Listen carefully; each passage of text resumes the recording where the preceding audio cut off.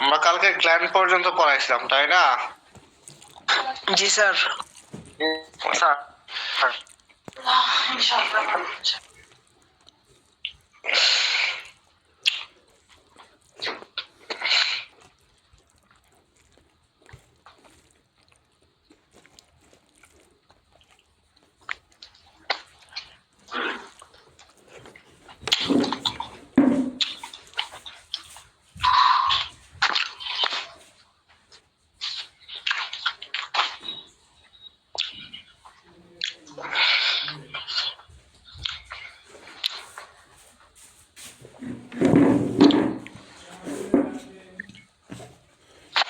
কিটা জয়েন এটা দেখে নূরজাহান নিহা। আচ্ছা, আজকে আমরা পড়ব what is ductless gland and why some of gland are name so. অর্থাৎ কিছু ডাকলেস গ্ল্যান্ডের নাম আমরা জানবো এবং ডাকলেস গ্ল্যান্ড কি এটা ডেফিনিশন জানবো। ডাকলেস গ্ল্যান্ডের আরেকটা নাম কি না পড়ছিলাম মনে আছে, সেটা হচ্ছে এন্ডোক্রাইন গ্ল্যান্ড। ঠিক আছে, এন্ডোক্রাইন গ্ল্যান্ড কি? যে গ্ল্যান্ড গুলোতে ডাক নাই, যেগুলো ব্লাড স্ট্রিমের মাধ্যমে সিক্রেশন হয়, যেগুলো ব্লাড স্ট্রিমের মাধ্যমে সিক্রেশন হয় সেগুলোকে এন্ডোক্রাইন গ্ল্যান্ড বলা হয়, তাই না? আমরা তো জানি। তাহলে এন্ডোক্রাইন গ্ল্যান্ড মানে ডাকলেস গ্ল্যান্ড, অর্থাৎ ডাকলেস গ্ল্যান্ড যে কথা, এন্ডোক্রাইন গ্ল্যান্ড কি একই কথা। তাহলে আমরা এন্ডোক্রাইন বলতে কি বুঝি? যে গ্ল্যান্ডের কি ডাক নাই, যেগুলো সরাসরি কি ব্লাড স্ট্রিমের মাধ্যমে চলাফেরা করে, তাদেরকে এন্ডোক্রাইন গ্ল্যান্ড বলে, তাই না? এই দেখেন ডেফিনিশন দেওয়া আছে, an endocrine gland is ductless gland. Endocrine gland lack duct and relative blood secretion directly into the blood, so they are called ductless gland. ঠিক আছে?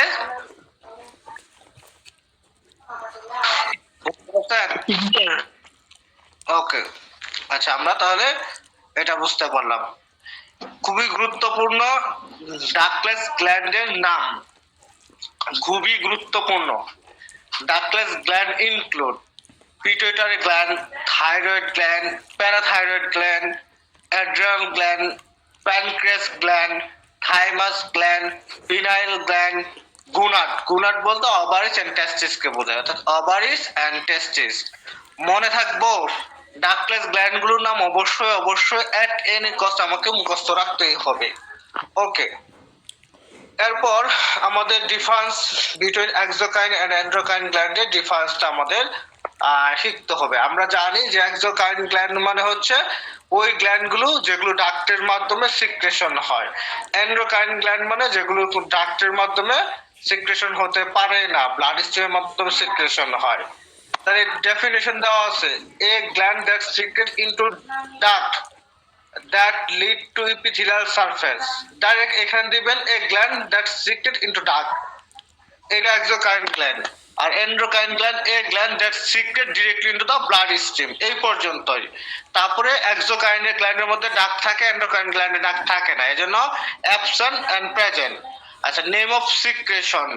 এক্সোক্রাইন গ্ল্যান্ড থেকে কি কি সিক্রেশন? মিউকাস, সালাইভা, অয়েল, ইয়ারওয়াক্স, এগুলো সিক্রেশন হয়। আর endocrine gland থেকে hormone secretion হয়। Exocrine গ্ল্যান্ডের response থাকে কি শর্ট টাইম, বাট আপনার এন্ডোক্রাইন গ্ল্যান্ডের রেসপন্স থাকে কি লং টাইম। তারপরে ধরেন হচ্ছে এক্সোক্রাইন গ্ল্যান্ড গুলো হচ্ছে আপনার যেরকম এক্সট্রাসেলুলার, সাসেস ফর ডাইজেশন, আর এন্ডোক্রাইন গুলো কি ভিতর দিয়ে চলে, এই জন্য ইন্ট্রাসেলুলার। শেষ, এগুলো আমি সুন্দর করে বুঝাইছি, এই জন্য আর এতটা আমি ব্যাখ্যা গেলাম না। ওকে, ডেফিনেশন অফ কানেকটিভ টিস্যু। আমরা তো আমাদের রাজা টিস্যু বা আমাদের হিউম্যান বডির সব থেকে উইডেস্ট বা হচ্ছে আপনার সব থেকে বেশি পরিমাণে যে টিস্যুটা আছে অ্যাবান্ডেন্ট, সেটাই হচ্ছে কানেকটিভ টিস্যু।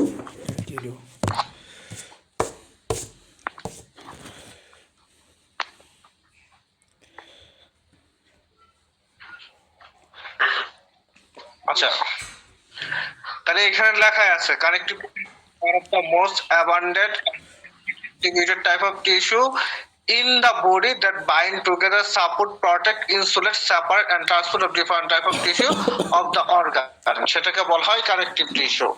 আচ্ছা, কানেকটিভ টিস্যুর ক্লাসিফিকেশন আছে, কানেকটিভ টিস্যুর ক্লাসিফিকেশনটা খুব সুন্দরভাবে আপনারা শিখে নেবেন, এটা আমি সুন্দর করে পড়াইছি। ফাংশন অফ কানেকটিভ টিস্যু খুব গুরুত্বপূর্ণ না, প্রয়োজন নাই, ঠিক আছে। আচ্ছা, তারপর আপনারা cell of connective tissue, connective টিস্যুর কি কি সেল আছে? ফাইব্রোব্লাস্ট বা ফাইব্রোসাইটস আছে, ফ্যাট সেল আছে, ম্যাক্রোফেজ সেল আছে, মাস্ট সেল আছে, প্লাজমা সেল আছে। হ্যাঁ, আমি আপনাদেরকে প্রশ্ন করব যে কানেকটিভ টিস্যু কয়েকটা সেলের নাম বলেন, তখন আপনারা বলবেন ফাইব্রোসাইট, ফ্যাট সেল বা এডিপোসাইট, ম্যাক্রোফেজ বা হচ্ছে মাস্ট সেল, প্লাজমা সেল, ঠিক আছে, মনে থাকবো। তাহলে কানেকটিভ টিস্যু কয়েকটা সেলের নাম আমরা অবশ্যই কি মুখস্থ করব।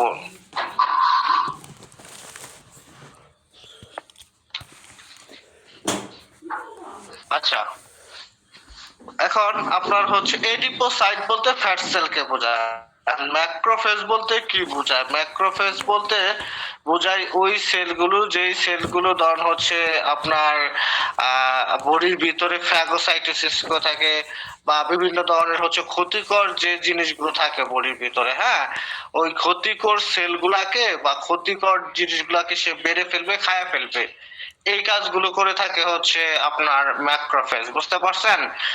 আর মার্সেল কি করে? মার্সেল হচ্ছে আমাদের বডিতে অ্যালার্জিক রিঅ্যাকশন বা ইনফ্ল্যামেটরিতে কাজ করে থাকে। প্লাজমা সেল কি করে?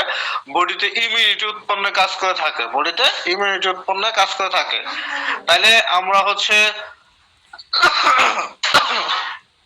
কানেকটিভ টিস্যুর কি কি সেলের নাম শিখছি? ফাইব্রোসাইট, এডিপোসাইট বা fat sell, macrophage, mast cell, plasma sell, মনে থাকে যেন, ঠিক আছে। আচ্ছা, তারপরে আপনার হচ্ছে এই ডেন্স কানেকটিভ টিস্যুর একটু টাইপটা মনে রাখবেন, যে dense connective tissue, regular, irregular আর ইলাস্টিক কানেকটিভ টিস্যু। হ্যাঁ, ডেন্স কানেকটিভ টিস্যুর হচ্ছে দু একটা এক্সাম্পল মনে রাখবেন, যে ডায়ামিস অফ স্কিন, তারপর হচ্ছে অর্গান ক্যাপসুল, হ্যাঁ, জাস্ট এই পর্যন্ত মনে রাখলেই হবে, আর কিছু মনে রাখার প্রয়োজন নাই, ঠিক আছে। আচ্ছা, এরপর আমরা চলে যাব হচ্ছে ইলাস্টিক টিস্যু। ইলাস্টিক টিস্যুর জাস্ট আমরা ডিস্ট্রিবিউশনটা মনে রাখবো, ইলাস্টিক টিস্যুর ডিস্ট্রিবিউশনটা মনে রাখবো, মানে এই ইলাস্টিক টিস্যুটা কই কই খুঁজে পাবেন। ইলাস্টিক টিস্যুটা আপনি লার্জ ব্লাড ভেসেলে পাবেন, ট্রাকিয়াতে পাবেন, বঙ্কায়ে পাবেন, হ্যাঁ, লাংসে পাবেন। ডিস্ট্রিবিউশন বা example of elastic tissue: large blood vessel wall, trachea, bronchi, lungs. Large blood vessel wall, trachea, bronchi এবং লাংস, মনে থাকবো? কথা বুঝতে পারছেন?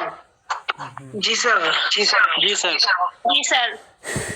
এরপরে রেটিকুলার কানেকটিভ টিস্যুকে বলা হয় লিম্ফয়েড টিস্যু। রেটিকুলার কানেকটিভ টিস্যুর নাম কি? রেটিকুলার কানেকটিভ টিস্যুর নাম কি? রেটিকুলার কানেকটিভ টিস্যুর নাম হচ্ছে লিম্ফয়েড টিস্যু। রেটিকুলার কানেকটিভ টিস্যুর নাম কি? Lymphoid tissue. দু একটা রেটিকুলার কানেকটিভ টিস্যুর নাম মনে রাখবো: bone marrow, liver, pancreas, adrenal gland, হ্যাঁ, তারপর অল লিম্ফয়েড অর্গান, ঠিক আছে, এগুলো একটু আমার মনে রাখতে হবে, ওকে। আচ্ছা, এরপরে অ্যাডিপোস টিস্যু। অ্যাডিপোস টিস্যু বলতে কি বোঝায়? মূলত হচ্ছে যে আমাদের যে এই ফ্যাট টিস্যুটা আছে না, এই ফ্যাট টিস্যুটাই হচ্ছে অ্যাডিপোস টিস্যু। ফ্যাট টিস্যুটাই হচ্ছে কি? Adipose tissue. ফ্যাট টিস্যু বলতে কি? Adipose tissue. অ্যাডিপোস টিস্যু হচ্ছে দুই ধরনের, একটা হোয়াইট ফ্যাট টিস্যু আর একটা হচ্ছে কি ব্রাউন ফ্যাট টিস্যু। মানে white brown adipose tissue. Adipose tissue কয় ধরনের? অ্যাডিপোস টিস্যু দুই ধরনের, হোয়াইট অ্যাডিপোস টিস্যু আর ব্রাউন অ্যাডিপোস টিস্যু, মনে থাকবো? মনে থাকবো? জি স্যার। জি স্যার। জি স্যার। ওকে, সকলের জ্ঞাতার্থে আমি বলে দিতেছি, আগামীকাল থেকে যারা লেট করবেন প্রতি মিনিটের জন্য 10 টাকা করে জরিমানা। যদি এইরকম শর্তে রাজি হন তাহলে লেট করে ক্লাসে জয়েন হবেন, নতুবা ক্লাসে জয়েন হয় না, দয়া করে, ঠিক আছে। প্রতি মিনিটের জন্য 10 টাকা করে জরিমানা। স্যার, নেটের একটু প্রবলেম আছে তো, এই জন্য একটু জয়েন করিয়েন, কখনো প্রবলেম হতে পারে। নেটের জয়েন থাকলেও জরিমানা, আর এটা আপনার নেটের দোষ, আর আপনার এটা কপাল এখানে খারাপ। ওয়াইফাই এরকমই তো। এটা আপনার কপাল খারাপ, ঠিক আছে। আচ্ছা, আমি 2 মিনিট কনসিডার করব।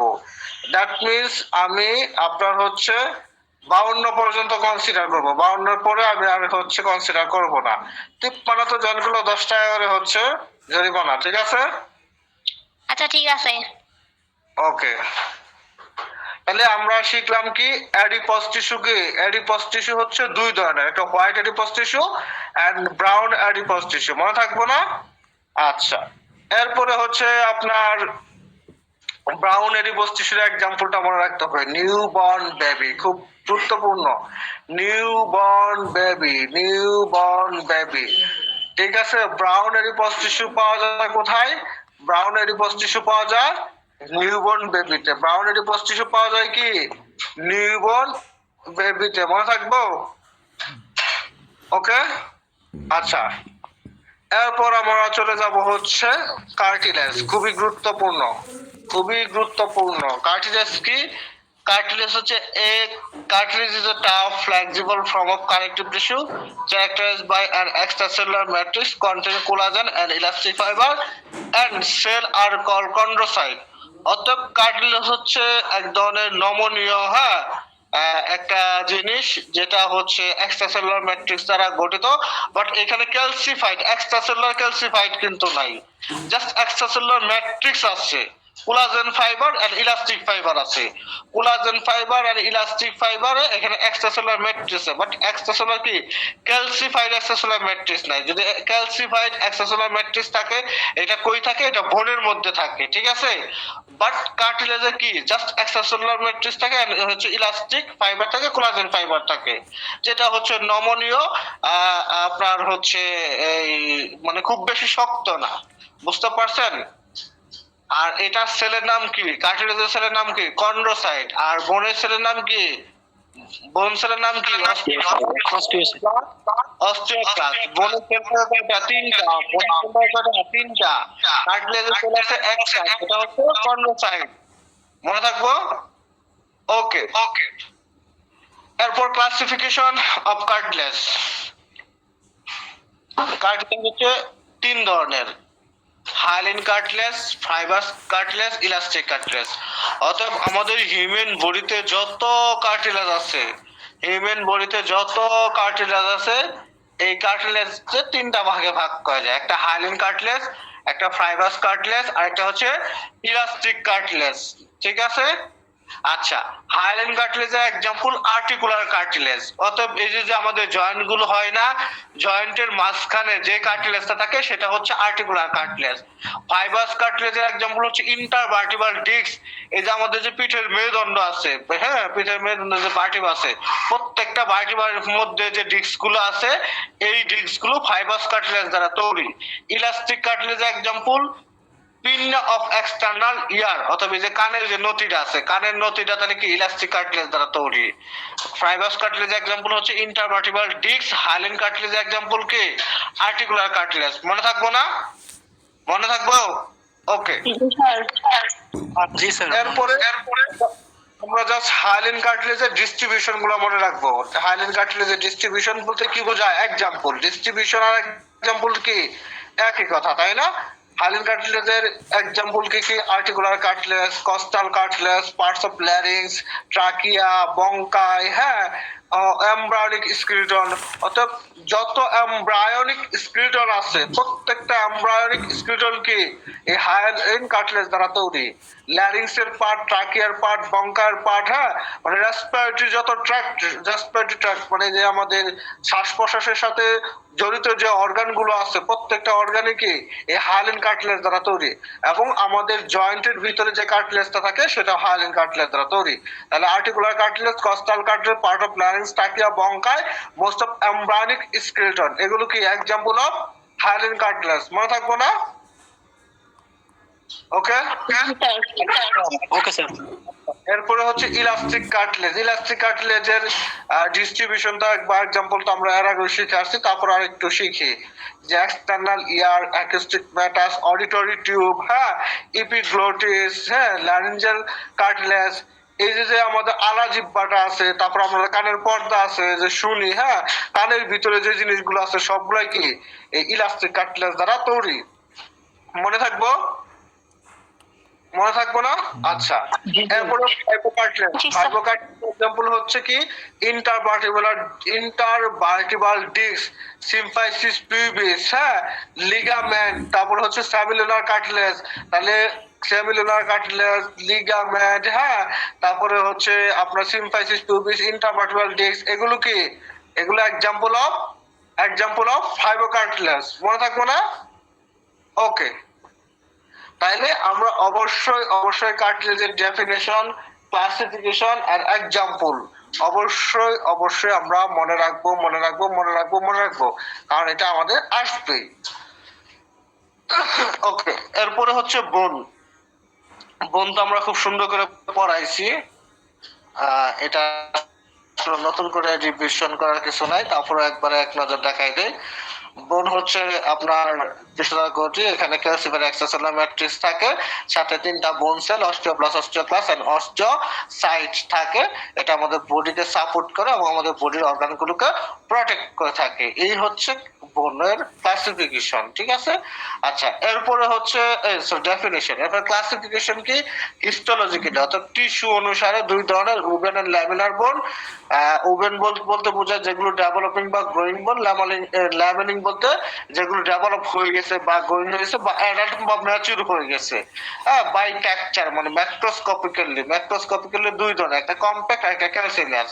একটা শক্ত টাইপের, টুক্কা দিলে যেরকম শক্ত কিছুর মধ্যে টুক্কা দিলে যেরকম টুক করে শব্দ করে, এগুলো হচ্ছে কম্প্যাক্ট টাইপের বোন। আর যেগুলো ক্যালসিয়াস স্পঞ্জ, এগুলো একটু নরম টাইপের। হ্যাঁ, এই কম্প্যাক্ট হচ্ছে আউটার রিজনটা থিক আর ক্যালসিয়াসের আউটার রিজনটা হচ্ছে থিন।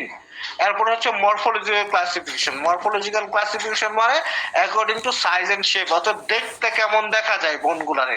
দেখতে কোনোটারে লম্বা লাগে, কোনোটারে খাটা লাগে, কোনোটারে হচ্ছে আপনার হচ্ছে ফাঁপা লাগে, হ্যাঁ, আবার কোনোটারে কোনো নির্দিষ্ট আকার বা শেপই দেওয়া যায় না, কোনোটার ভিতরে বাতাস আছে, এরকম দেখতে অনুসারে অ্যাকর্ডিং টু মরফোলজিক্যালি বোনকে আবার ভাগ করা গেছে। লং বোন কোনগুলো? ধরো হিউমেরাস, ফিমার, রেডিয়াস, আনলা, হ্যাঁ, এগুলো লং বোন। তারপরে শর্ট বোন আছে, কার্পাল, টার্সাল, ফ্ল্যাট বোন আছে। ফ্ল্যাট বোন বলতে কি? ফাঁপা বোন। ফ্ল্যাট বোন, স্টার্নাম, স্কাপুলা, এগুলো হচ্ছে ফ্ল্যাট বোন। ইররেগুলার বোন মানে নির্দিষ্ট কোনো শেপ না লম্বা, না খাটো, না ছোট, এরকম কোনো নির্দিষ্ট শেপ নাই, এগুলো হচ্ছে ইররেগুলার বোন, যেরকম ভার্টিব্রাই বোন। হ্যাঁ, তারপরে হচ্ছে আপনার নিউমেটিক বোনের এক্সাম্পল কি? ম্যাক্সিলা, স্পিনয়েড, এথময়েড, এগুলো হচ্ছে নিউমেটিক বোন। সিসাময়েড বোনের এক্সাম্পল হচ্ছে প্যাটেলা। সিসাময়েড বোনের এক্সাম্পল কি? প্যাটেলা। ঠিক আছে, মনে থাকবো? জি স্যার। জি স্যার। আচ্ছা, একটু 1 মিনিট, আমি আবার ক্লাসে জয়েন হচ্ছি, একটু ওয়েট করেন 2 মিনিট।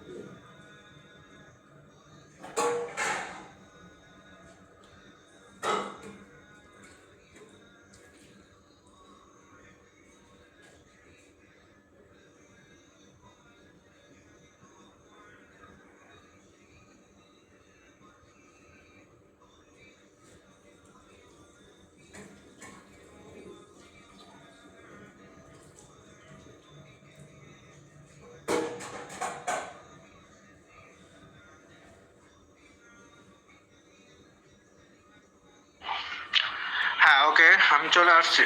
আচ্ছা, আমরা না কোথায় আলাপ করতেছিলাম?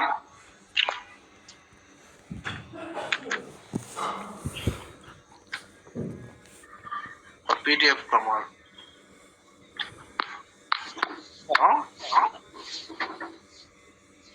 হ্যালো, বুঝছেন? জি স্যার। জি স্যার জি স্যার, ওই যে বোন এরিয়া পর্যন্ত স্যার গেছে। তার বোন এরিয়া নামগুলো ক্লাসিফিকেশন অফ বোন বলতেছে। জি স্যার, এটাই ক্লাসিফিকেশন অফ বোন। ওকে, জি স্যার।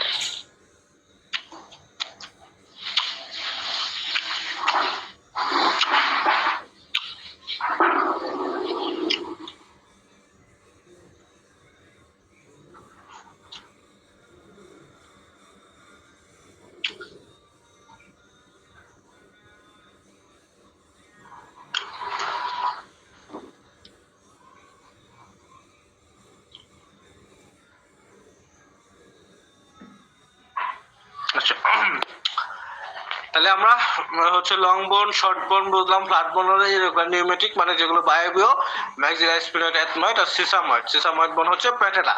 ঠিক আছে, এটা আমরা মনে রাখবো ইনশাআল্লাহ। ওকে ওকে, হচ্ছে কম্পোজিশন অফ বোন, মানে বোন কি কি দিয়া গঠন হয়েছে। বোন গঠন হয়েছে হচ্ছে আপনার ম্যাট্রিক্স দিয়া আর হচ্ছে বোন সেল দিয়া। Bone is composed of cell and bone matrix, অর্থাৎ ম্যাট্রিক্স আর বোন সেল দিয়া। কি কি বোন সেল আছে? Osteocyte, osteoblast and osteocyte.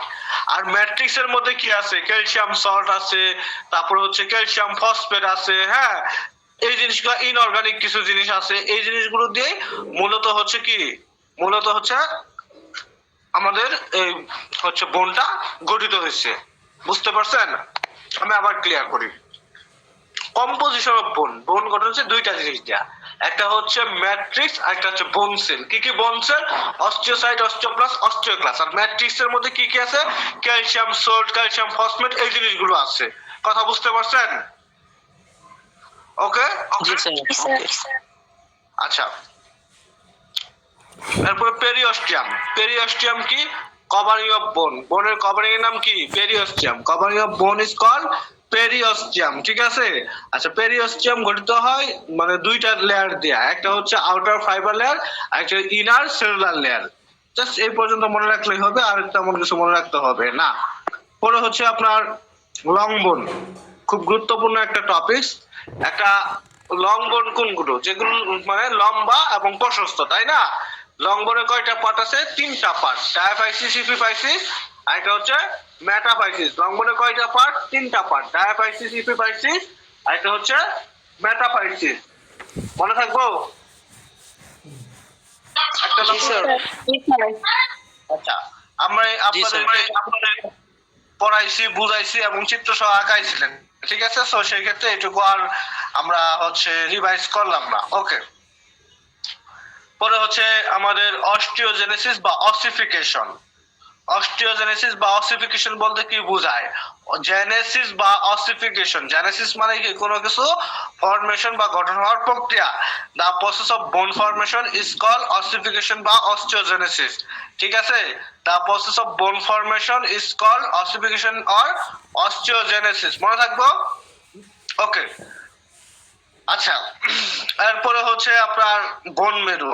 বোন মেরু বলতে কি বোঝায়? মেরুরজ্জ, মানে ওই যে বোনের ভিতরে যে ফাঁকা আছে না, এই যে ধরেন হচ্ছে এই যে গরুর হচ্ছে হাড় কাটলে ওইটার ভিতরে হচ্ছে আপনার ফাঁকা থাকে, যে ফাঁকা থেকে আপনার হচ্ছে এরকম চুমুক দিয়ে যে মজার অংশটুকু খান, ওইটুকুই কি? ওইটুকু হচ্ছে বোন মেরু। হ্যাঁ, অর্থাৎ বোনের ভিতরে যে ক্যাভিটি ফাঁকা জায়গা থাকে ওইটাকে বলা হয়, ওই ফাঁকা যে জায়গা থাকে ওইটার ভিতরে যে নরম যে জিনিসটা আছে ওইটাই হচ্ছে বোন মেরু।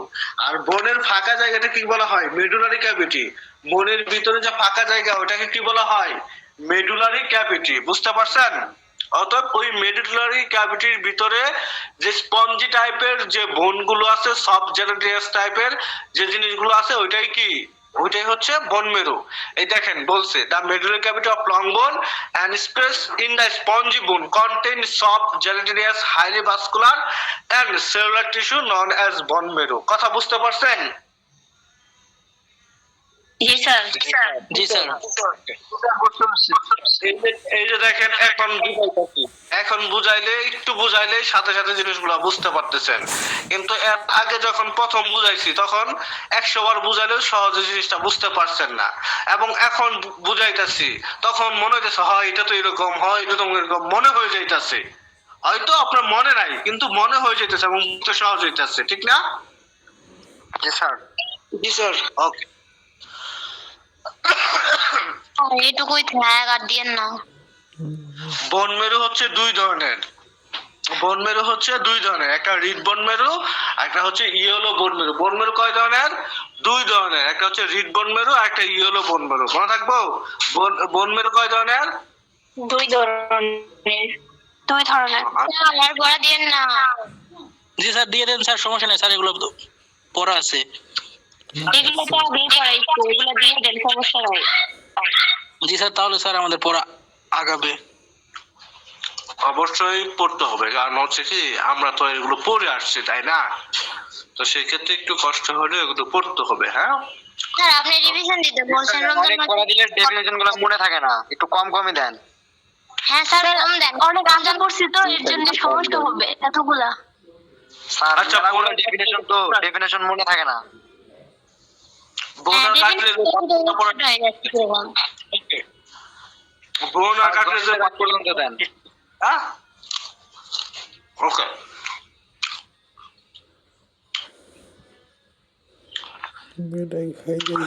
তাহলে বন মেরু কয় ধরনের? বন মেরু হচ্ছে দুই প্রকার। বন মেরু কয় প্রকার?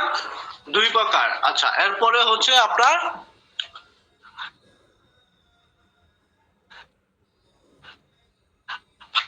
সেটা হচ্ছে ফাংশন। যে ফাংশনটা হচ্ছে production and release of blood sell.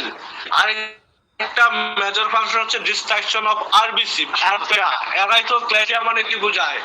এরাইথোক্লেশিয়া বলতে বোঝায় ডিস্ট্রাকশন আরবিসি কে এরাইথোক্লেশিয়া বলে। ডিস্ট্রাকশন অফ আরবিসি কে কি বলে? এরাইথোক্লেশিয়া। তাহলে বোন মেরুর প্রথম কাজ হচ্ছে, আর বোন মেরু আরেকটা হচ্ছে আরবিসি নামক যে সেল আছে ওই সেলটাকে ধ্বংস করা, ওই সেলটাকে ধ্বংস করা। বনের কাজ কি? Production of bone cell and destruction of RBC cell. Destruction of RBC cell, এই দুইটা কথা মনে রাখতে হবে। এই দুইটা কথা মনে রাখতে হবে, মনে রাখতে হবে, মনে রাখতে হবে। ওকে, কথা ক্লিয়ার? বুঝতে পারছেন? আচ্ছা, এরপরে হচ্ছে ডিফারেন্স বিটুইন বোন এন্ড কার্টিলেজ। বোন আর কার্টিলেজের মধ্যে প্রথম যে পার্থক্যটা, এক কথায় বোন হচ্ছে শক্ত, কার্টিলেজ হচ্ছে নরম। দুই নম্বর হচ্ছে বোন কি তিনটা সেল দ্বারা গঠিত, অস্টিওসাইট, অস্টিওব্লাস্ট, অস্টিওক্লাস্ট। আর কার্টিলেজ কি একটা সেল দ্বারা গঠিত, সেটা হচ্ছে কন্ড্রোসাইট, সেটা হচ্ছে কি কন্ড্রোসাইট। ঠিক আছে? তারপরে বোনের কভারিং নাম হচ্ছে পেরিঅস্টিয়াম, আর কার্টিলেজের কভারিং নাম কি? পেরিকন্ডিয়াম। বোনের মধ্যে ব্লাড সাপ্লাই আছে, কার্টিলেজের মধ্যে কোনো ব্লাড সাপ্লাই নাই। বোনের মধ্যে নার্ভের সাপ্লাই আছে, কার্টিলেজের মধ্যে কোনো নার্ভের সাপ্লাই নাই। বোনে অনেক বেশি অক্সিজেন প্রয়োজন হয়, কার্টিলেজে খুব কম পরিমাণ অক্সিজেন প্রয়োজন হয়। এরপরে হচ্ছে আপনার বোনের মধ্যে কোলাজেন ফাইবার হচ্ছে প্রিডমিনেন্ট। হ্যাঁ, আর হচ্ছে মানে অনেক বেশি কোলাজেন ফাইবার থাকে। আর কার্টিলেজের মধ্যে কোলাজেন ফাইবার, তারপর ইলাস্টিক, রেটিকুলার ফাইবার এগুলোও থাকে, সব মিলায়া থাকে। হ্যাবারিয়ান সিস্টেম বলতে কি বোঝায়? মানে বোনের যে বড় একটা অংশ, হ্যাঁ, শেপ বা বডির যে পার্টটুকু আছে ওই বডি পার্ট অংশটুকুর মধ্যে আবার একটু ফাঁকা ফাঁকা থাকে, এইটা হচ্ছে হ্যাবারিয়ান সিস্টেম, যেটা কার্টিলেজের মধ্যে থাকে না।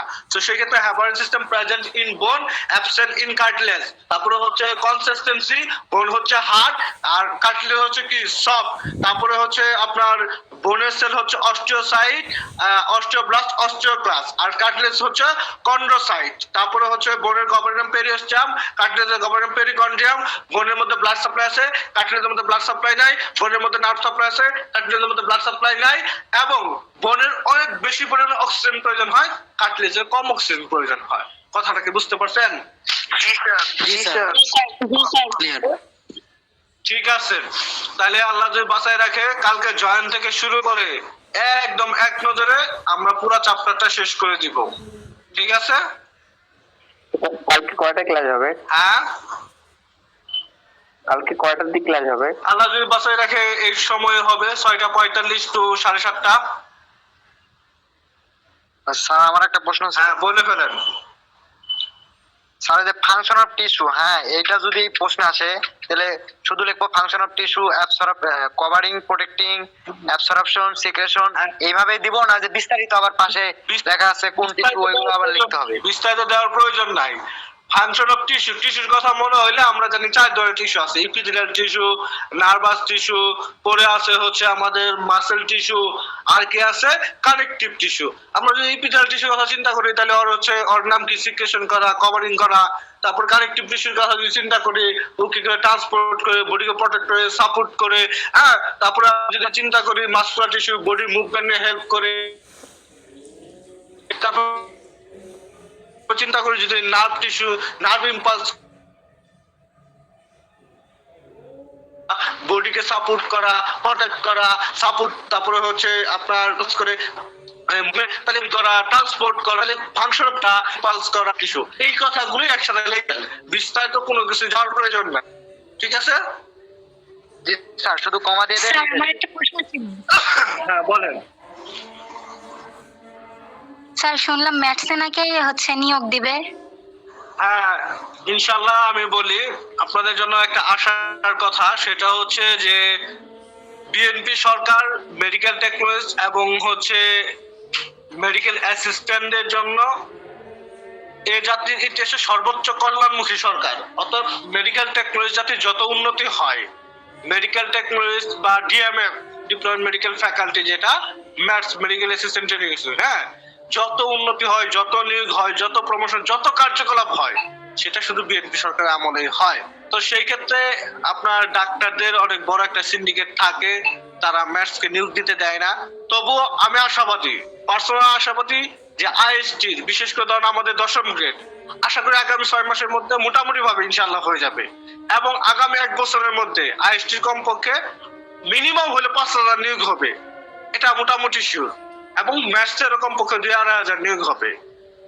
আশা করি যে আগামী 2026 26,500-এর মধ্যে মেডিকেল টেকনোলজি এবং ম্যাথসদের অনেক বড় একটা পরিবর্তন হবে ইনশাআল্লাহ। সেক্ষেত্রে আপনাদের বিকল্প, আপনাদের উপায় একটাই, সেটা হচ্ছে সর্বোচ্চ পড়াশোনা করা, নিজেকে সর্বোচ্চ ভালোভাবে প্রস্তুত করা। ঠিক আছে? সবাই ভালো থাকেন, আল্লাহ হাফেজ।